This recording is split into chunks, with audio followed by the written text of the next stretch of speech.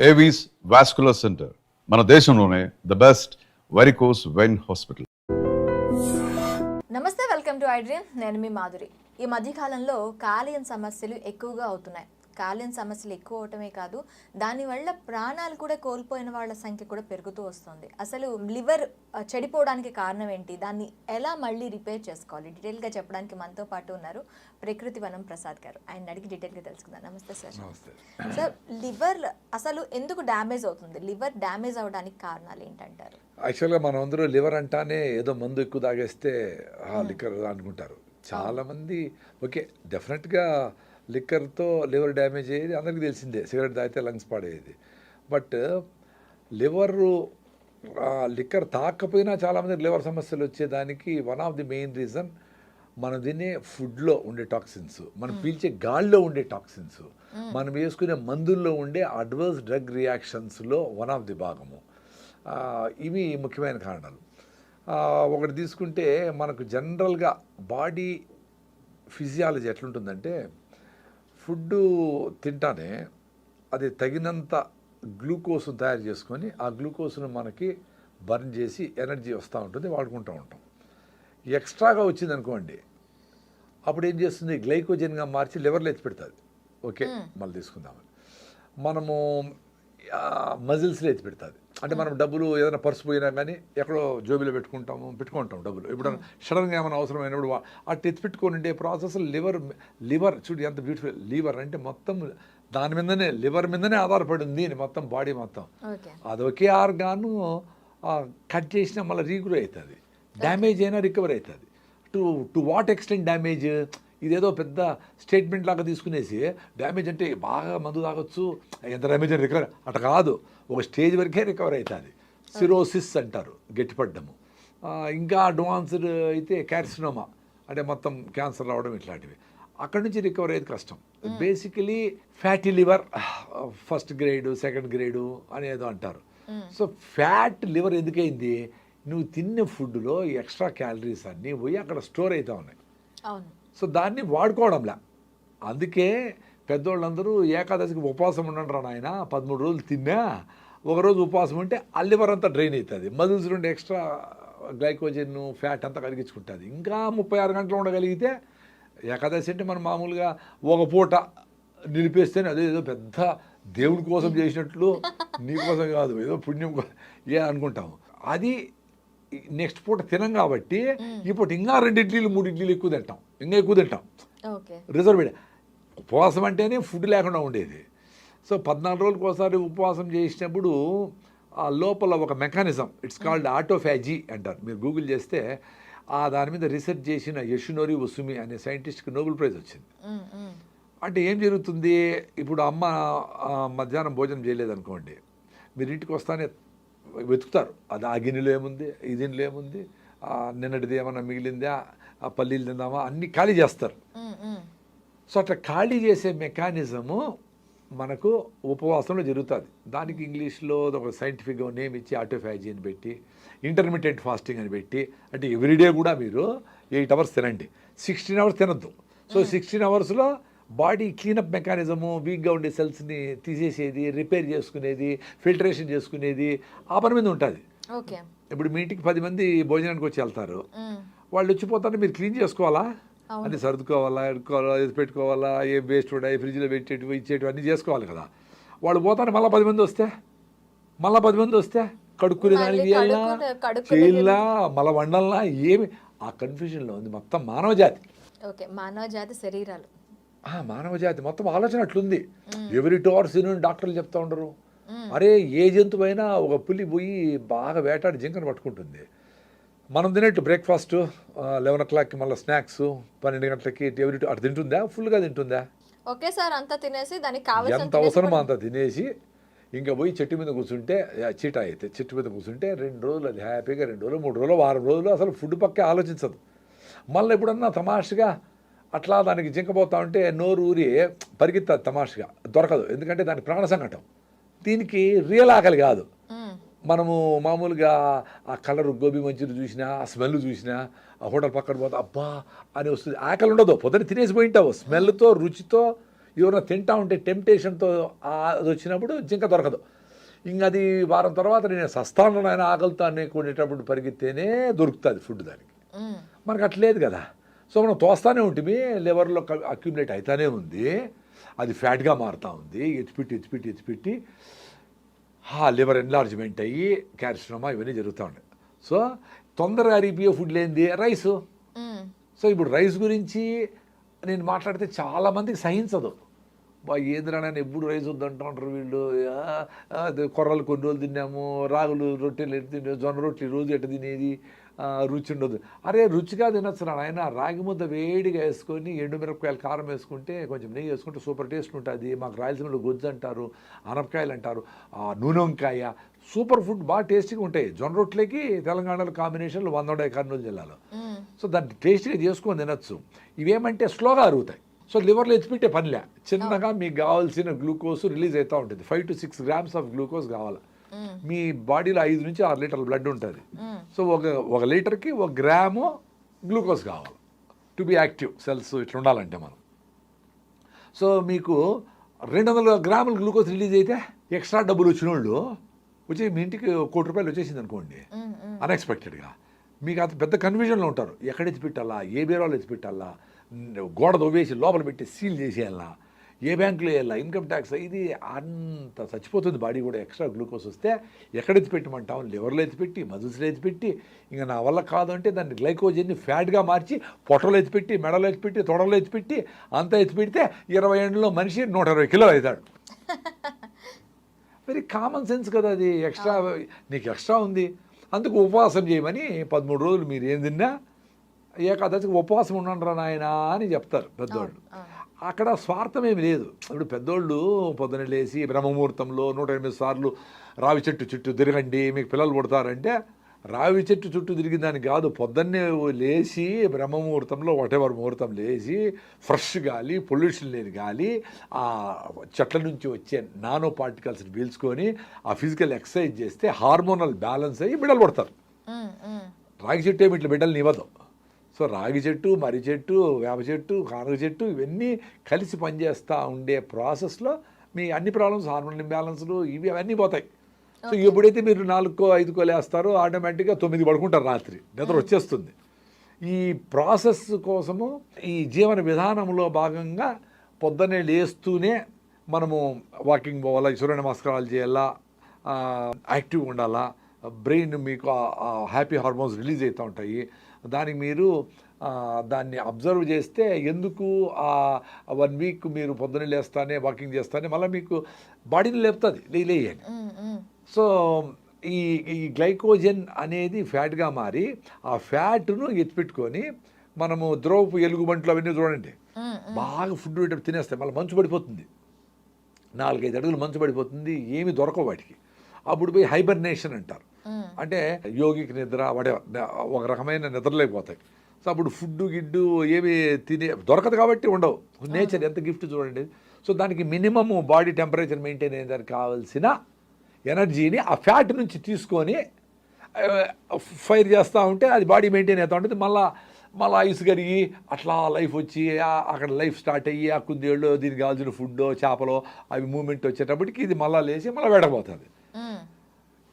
ఇది ఉంది, ఇప్పుడు కూడా జరుగుతూ ఉంది. ఇదేదో వేదాలు రాసిండేది కాదు, ఏదో ఇప్పుడు కూడా మీరు నేషనల్ జియోగ్రఫీ ఛానల్ చూసినా, యానిమల్ ప్లాంట్ చూసినా, గూగుల్ చేస్తే అవన్నీ వస్తూ ఉంటాయి. సో 6 నెలలు కూడా ఫ్యాట్ను తీసుకొని వేరే జంతువులు బతుకుతూ ఉంటాయి.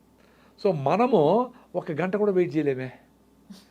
ఏకాదశి ఉపవాసం అంటాము, ఉత్త రైస్ మాత్రం ముట్టము, మళ్ళీ ఐస్ క్రీములు, ఇడ్లీలు, పొంగలు, ఫ్రూట్ సాలాడు అన్ని రకాలు పెట్టుకుంటాం, రైస్ మాత్రం ముట్టాం. అది ఎట్లా? అది ఫుడ్ తినకూడదు అంటే ఫుడ్ తినకూడదు, వెరీ సింపుల్ కదా.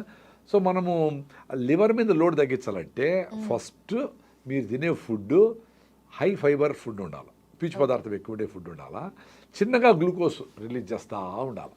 5 to 6 grams of glucose release అవుతూ ఉంటే అప్పుడు మీకు ఎక్స్ట్రాగా గ్లూకోజ్ గ్లైకోజన్గా మారి ఫ్యాట్గా కన్వర్ట్ అయ్యే స్కోప్ ఉండదు. అప్పుడు లివర్ ఎత్తిపెట్టదు. ఎక్స్ట్రా డబ్బులు లేవు మీకు, నెలకి 20,000 వస్తూ ఉంటుంది. 20,000 పాలవునికి, పేపర్ ఉనికి, వాడికి, పిల్లలకి స్కూల్ అన్నీ ఇచ్చేయాలి కదా, పచారి వాళ్ళకి అందరికి ఇచ్చేయాలి. అయిపోయింది, కరెక్ట్గా సరిపోయింది. ఇప్పుడు బుర్ర కరెక్ట్గా పనిచేస్తుంది. మీకు ₹1,00,00,000 వచ్చేస్తే బెంగళూరు పరిగెత్తారు, ఇండోనేషియాకి పరిగెత్తారు, ఎక్కడికో పరిగెత్తారు, ఏమేమో చేయలేని పరిగెత్తారు. అంతా అయినాక మళ్ళీ అరే మన ఊరే బాగుంది అనుకోండి వస్తారులే, భూమి గుండ్రంగా ఉందని. సో ఎప్పుడైతే ఈ మనము జొన్నలు, రాగులు, కొర్రలు, సాములు, అరికలు ఇవి తింటాం, వాటిలో 2% నుంచి 10% వరకు ఫైబర్ ఉంటుంది, పీచు పదార్థం. సో కార్బోహైడ్రేట్ డైజెస్ట్ అయ్యి ఎనర్జీ రిలీజ్ అవుతుంది, గ్లూకోజ్ రిలీజ్ అవుతుంది, అది ఫైర్ అయ్యి మీకు ఎనర్జీ వస్తూ ఉంటుంది, మీకు కావాల్సిన ఆక్సిజన్ అంతా ఉంటుంది, యాక్టివ్గా ఉంటారు, ఫ్రెష్గా ఉంటారు. మళ్ళా మీకు పీచు పదార్థం అడ్డపడుతుంది, సో మళ్ళా కార్బోహైడ్రేట్ అరుగుతుంది. సో అట్లా లాంగ్ అవర్స్ మీకు సఫిషియెంట్గా ఆ ఎనర్జీ వస్తూ ఉంటుంది. మీరు తిన్న ఫుడ్ ఆకలి ఉండదు, లోపల సఫిషియెంట్గా మీకు గ్లూకోజ్ అందుబాటులో ఉంది, చిన్నగా వస్తుంది కాబట్టి బుర్రకు కూడా మీకు సిగ్నల్ పోదు, ఉండిలే ఫుడ్ ఏం అవసరం లేదని. ఎప్పుడైతే స్పీడ్గా అరిగిపోయే ఇడ్లీలు, దోశలు ఇవన్నీ తిన్నామో, రొట్టెలు, గిట్టలు, మైదా పిండితో చేసిండే చపాతీలు, గిపాతీలు అన్నీ తిన్నామో, తొందరగా అరిగిపోయి మొత్తం గ్లూకోజ్ వచ్చి 2-3 అవర్స్ తర్వాత అది గ్లైకోజన్గా మారి, ఫ్యాట్గా మారి, మళ్ళీ పొట్ట ఎంటీ అవుతుంది, మళ్ళీ సిగ్నల్ పోతుంది, పొట్ట ఖాళీ అయింది, మళ్ళీ అయ్యేది. అందుకని చూడండి, లాగుండేవాళ్ళు పాపము, వాళ్ళు తప్పు కాదు, వాడు కరిగిపోయి ఫ్యాట్గా ఎత్తిపెట్టేది ప్రాసెస్ అలవాటైపోతుంది బాడీకి. సో వాళ్ళు ఎవ్రీ 2 అవర్స్ ఏదో తినకపోతే ఉండలేరు. అట్లా వాళ్ళు కూడా ఈ ఫస్ట్ లివర్ డ్యామేజ్ మానాలంటే రైస్ ఆపేయాలా, మైదా ఆపేయాలా, స్పీడ్గా అరిగిపోయే స్వీట్లు గిట్లు ఆపేయాలా, చక్కెరలు ఆపేయాలా, మంచిగా ఈ రకమైన మిల్లెట్స్తో చేసుకోండి. ఇడ్లీలు, దోశలు, పొంగలన్నీ మిల్లెట్స్తో చేసుకోండి. మీరు సజ్జ రవ్వతో ఇడ్లీ చేసినా చాలా చాలా టేస్టీగా ఉంది, కొబ్బరి చెట్టుతో మంచి టేస్ట్ ఉంది. సజ్జ రవ్వతో కూడా ఇడ్లీ చేయొచ్చు. రవ్వ అంటే మన బియ్యం రవ్వ రాకుండా సజ్జల రవ్వ, ఆరికల రవ్వ, సామల రవ్వ, కొర్ర రవ్వ ఏమైనా చేసుకోవచ్చు. మీరు దోశ ఏమైనా చేసుకోవచ్చు వీటితో. అవి తింటే మీకు ఏమైతుందంటే ఆకలి ఉండదు. సో మీకు ఎప్పుడైతే ఆకలి ఉండదో మీ తిన్న ఫుడ్డే మీకు ఎనర్జీని ఇస్తూ ఉంటుంది. మీరు ఇంకా ఉపవాసం, intermediate fasting 16 hours fasting, 8 hours తినాలి. సపోజ్ మీరు 8కి స్టార్ట్ చేశారనుకో పొద్దున్నే తినేది, 8 + 8 అంటే 16, అంటే 4కి, ఈవినింగ్ 4కి స్టాప్ ఫుడ్, మళ్ళీ తినకూడదు. అది రోజు చేయాలా. ఏకాదశి ఉపవాసం చేయాలి. ఏకాదశి అంటే రేపు ఏకాదశి అంటే ఈరోజు సాయంత్రము గూట్లో దీపం నోట్లో ముద్ద అంటాం మేము రాయలసీమ. గుట్ట దీపం పెట్టేది సాయంత్రం ఫినిష్ చేసేయాలి. సన్సెట్ తర్వాత తినకూడదు. ఇప్పుడు ఎమర్జెన్సీ అయితే ఒక అరగంట ఇట్లా గంట పర్వాలేదు, ఏదో పెళ్ళికి పోతారు, ఇట్స్ ఓకే. బట్ రెగ్యులర్ ఫేస్లో మీరు సాయంత్రం సన్సెట్ లోపల తినేయాలి. సార్ 6 గంటలకు వీలు కాదే అంటారు, మరి 5కే తినేయండి. 6కి వీలు కాబట్టి 5కే తినేయండి. సాయంత్రం క్లోజ్ చేసేయాలి ఫుడ్. ఎప్పుడైతే మీరు 5కు క్లోజ్ చేస్తారో మీరు రేపు ఏకాదశి అంటే రేపంతా ఏం తినకూడదు. ఎల్లుండి పొద్దున మళ్ళీ ఏకాదశి ఫాస్టింగ్ బ్రేక్ చేసి అప్పుడు తినాలి. సో ఆల్మోస్ట్ 36 అవర్స్ అవుతుంది. 36 అవర్స్ కూడాను మనం వాటర్ తాగొచ్చు. ఫస్ట్లో మీకు భయం వేస్తుంది కాబట్టి అమ్మో తినకపోతే ఏమైపోతుందో అని తేనె, నిమ్మకాయ కలుపుకొని స్టీల్ బాటిల్ పెట్టుకొని 2 అవర్స్కి ఒకసారి పావు లీటర్, 1 గ్లాసు 2 గ్లాసులు తాగుతూ ఉండేది. మధ్యలో నీళ్ళు తాగండి. నెక్స్ట్ నేను అట్లే ప్రాక్టీస్ చేసిన, ఏమైపోతున్న భయంతో తాగిన. నెక్స్ట్ చేసేటప్పుడు తేనె, నిమ్మకాయ కూడా అవసరం లేకుండా మొత్తం నీళ్ళు తాగిన. నెక్స్ట్ చేసేటప్పుడు నీళ్ళు అవసరమైతే తాగినా, లేకపోతే లేదు. కాబట్టి అవసరం కూడా పళ్ళ నీళ్లు. అంటే మేము కొంచెం ఆహారం జాగ్రత్తలు తీసుకుంటాం కాబట్టి, ఫిట్గా ఉంటాం కాబట్టి మాకు అడగల. సో మీకు దప్పైనప్పుడు నోరు అడుగుతుంది, దప్పేస్తుంది కదా, నీళ్ళు తాగండి. నోరు పెడచకపట్టకపోతే నీళ్ళు తాగండి, నీళ్ళు అవసరమైతే తాగండి. సో ఏకాదశికి ఆ రకంగా ఉపవాసం ఉంటే మీ బాడీలో ఉండే వీక్ సెల్స్, డిసీజ్డ్ సెల్స్, క్యాన్సర్గా ఇప్పుడు మారబోయే సెల్స్, అంటే అదే కదా వీక్గా ఉండేటివి, అట్లే ముడుకొని ఉంటేనే అవే కదా జబ్బును కలగజేయేటివి, రకరకాల జబ్బులు. సో వాటన్నిటిని క్లీన్ చేసుకుంటుంది సిస్టమ్. డిసీజ్ మీద ఫైట్ చేస్తుంది. ఫ్రీ రాడికల్స్ అని ఉంటాయి ఈ ప్రాసెస్లో, అవి వచ్చి దాడి చేస్తూ ఉంటాయి, ఫైటింగ్ చేస్తూ ఉంటాయి. దానికి యాంటీ ఆక్సిడెంట్స్ రిచ్ ఫుడ్, మనము ఆకుకూరలు, కూరగాయలు, ఫ్రెష్ ఫుడ్స్ ఇవన్నీ తింటే అవి ఫైట్ చేస్తూ ఉంటాయి. యాంటీ ఆక్సిడెంట్స్ రిలీజ్ అయ్యి వాటి కంట్రోల్ చెక్ పెడతా ఉంటాయి. ఇవన్నీ పెద్దగా టెక్నికల్ టర్మ్స్ వాడకపోయినా పెద్దలు ఏకాదశి ఉపవాసం ఉండండి అన్నారు. సో లివర్ రెడీ అయిపోయా. సో మీరు రైస్ నిలిపేస్తే మీ లివర్ ఓకే. మీరు స్వీట్లు, రైస్ నిలిపోయే, కాఫీలు, టీలు ఏవి నిలకుండా, అఫ్కోర్స్ మందు కూడా. నేను చెప్పేది మందు తాగే వాళ్ళకి, అడిక్షన్ ఉండే వాళ్ళకి డెఫినెట్గా వాళ్ళు సెంటర్లకు పోవాలా, ఏదో సెంటర్ బయటపడాలా. రెగ్యులర్ పీపుల్ కూడా ఎక్కువ తాగే వాళ్ళకి లివర్ డ్యామేజ్ అవుతుంది డెఫినెట్గా. సో వాళ్ళకి నేనేం చెప్తానంటే, ఎప్పుడు తాగాలనిపిస్తుందో అప్పుడు మీరు బాగా పొద్దునే లేచి బాగా వాకింగు, జాగింగు, ఒక షటిల్, బ్యాడ్మింటను, టెన్నిస్ ఏదో ఒకటి ఆడినారు అనుకోండి, మీకు ఎండార్ఫిన్స్ రిలీజ్ అవుతాయి బ్రెయిన్లో. అవి తాగద్దులే పర్లేదులే, తాకపోయినా పర్లే, లేదు 2 పెగ్గులు పోతే 1 పెగ్గే చాలు, లేదు ఈరోజు ఆపేద్దాంలే, మంచి ఫ్రెండ్ కూడా రాలా ఇప్పుడు వద్దులే అనుకునే ఆలోచనలు వస్తాయి. దాంతో మీకు స్ట్రెంగ్త్ అవుతుంది. బాడీ యాక్టివిటీ అనేది పెంచాలి అంటారు. బాడీ యాక్టివిటీ పెంచాలా. అప్పుడు మీరు అది స్టాప్ చేయగలిగితే రికవరీ ప్రాసెస్ స్టార్ట్ అవుతుంది. లివర్ డ్యామేజ్ అయ్యిండే లివరు, ఫ్యాటీ లివర్ కూడా ఈజీగా బయటపడచ్చు. మీరు రైస్ని నిలిపేసి, గోధుమలు నిలిపేసి, మిల్లెట్ స్టార్ట్ చేస్తేనే ఫ్యాటీ లివర్ పోతుంది, లివర్ సమస్యలు సగం తీరిపోతాయి. ఇంకొక ముఖ్యమైన కారణం లివర్ డ్యామేజ్ అవ్వడానికి కారణం ఏమంటే మనం తినే ఫుడ్లో ఉండే కెమికల్స్, ప్లాస్టిక్లు, రకరకాల nano particles, plastic nano particles, micro particles, రకరకాల మందుల్లో ఉండే కెమికల్స్. అంటే బాడీకి రకరకాల ఫుడ్లు పెడతా ఉన్నాం మనం థౌజండ్స్ ఆఫ్ ఇయర్స్ నుంచి. చేపలు, ఇవి అవి రకరకాల ధాన్యాలు, ఈ అన్ని రకాలు వేస్తాను. ఏ జంతువుకు మనకు దొరికినన్ని డైవర్సిఫైడ్ ఫుడ్ ఏది దొరకదు కదా. ఆవు గడ్డే తింటుంది, అది 10 లీటర్ల పాలు ఇస్తుంది, 20 మంది బిడ్డలు కంటుంది, దాని డ్యూటీ అది చేస్తుంది. పావురమైన సజ్జలు తినేసి బెంగళూరు పోయేస్తుంది అన్ని ధాన్యం తినేసి. మనం పావురాలు, ఆవులు, గేదెలు, కోళ్ళు, సముద్రంలో ఉండే చేపలు, రొయ్యలు అన్నీ తినేసి కింద కూర్చుంటే పైకి లేకుండా ఉన్నాము. సో మనకున్నంత ఫుడ్ అవైలబిలిటీ వేటికి లేదు. సో మనకు ఈ ఫుడ్స్లో పోతా ఉండే పాయిజన్స్ ఏ లెవెల్కి ఉన్నాయంటే, తల్లి పాలల్లో కూడా ప్లాస్టిక్ నానో పార్టికల్స్ ఉన్నాయి, బ్లడ్లో కూడా plastic micro and nano particles ఉన్నాయి. ఓకే. సో ఇవన్నీ ఏం చేస్తుంది, బాడీకి తెలియదు వీటిని ఎట్లా వాడాలా. మీరు సజ్జలు, రాగులు, ఇవి అవి ఫుడ్, వంకాయలు, బెండకాయలు, కాలీఫ్లవర్, క్యాబేజీలు ఎన్ని వేసింటారు. సో దీని నుంచి ఏమేమి దాన్ని బ్రేక్ డౌన్ చేసి దాంట్లో ప్రోటీన్ ఏంటి, ఇదేంటి, ఏమేమి న్యూట్రిషన్ ఉన్నాయి, ఏమేమి చెడ్డ ఉన్నాయి. ఇప్పుడు కాలీఫ్లవరు, బెండకాయలు, టమాటోలు అన్నీ మంచే కాదు, ఇంత మంచి ఉంటే ఇన్ని చెడ్డ కూడా ఉంటాయి న్యాచురల్గానే. ఇంకా మనం ఇప్పుడు టమాటా 100 రూపాయలు ఏంటంటే రోజు స్ప్రే చేయిటాం కదా, ఆ కెమికల్స్ అని ఎట్టపోతాయి, పైన కడిగితే పోయేటి పోతాయి.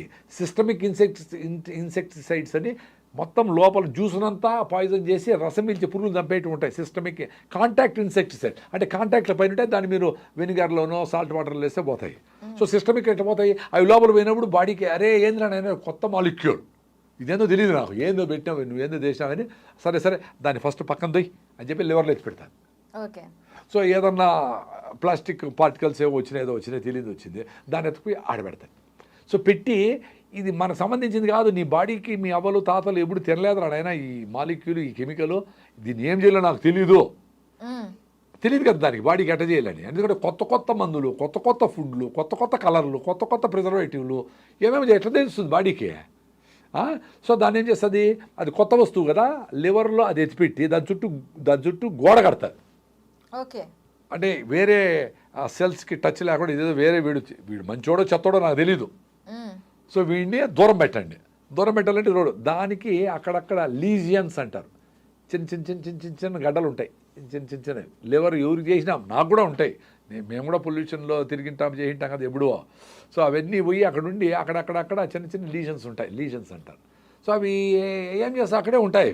అవి ఎక్కువయ్యే కొద్దికి ఎక్కువైపోతేనే సిరోసిస్ అయ్యేది, అంటే గట్టిపడిపోయేది, లివర్ చెడిపోయేది. ఫ్యాటీ లివర్ నుంచి ఉత్త ఫ్యాటే కాదు, ఈ చెత్తా చెదారము మన తినే ఫుడ్లో ఉండే పొల్యూషన్స్, కెమికల్స్, కలర్లు ఇవన్నీ పోయి ఆడ సెటిల్ అవుతాయి. పాపం లివర్ అందుకే మహాతల్లి బాడీలో అది పడినంత కష్టాలు ఏది పడరు. దానికోసం క్విక్గా అరిగిపోయే ఫుడ్లు తినకుండా, అంటే రైసు, గోధుమలు, మైదా, చక్కెర, స్వీట్లు ఇవన్నీ తినకుండా, లిక్కర్ తాగకుండా ఉంటే మీ లివర్ డెఫినెట్గా రికవర్ అయిపోతుంది. ఓకే ప్రసాద్ గారు, థ్యాంక్ యూ వెరీ మచ్.